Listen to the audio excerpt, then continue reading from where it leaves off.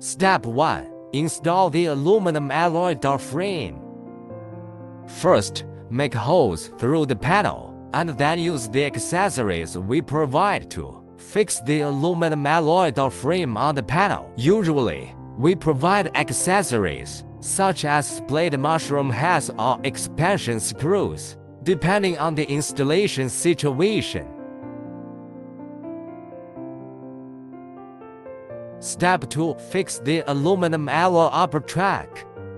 Same as the first step, make holes through the panel, and then use the accessories we provide to fix the aluminum alloy upper track on the panel.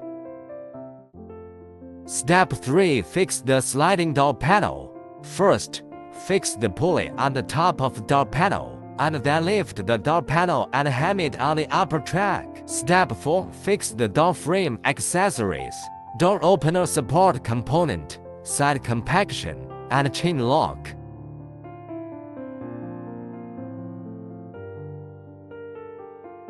Step 5. Fix the side track with rivets.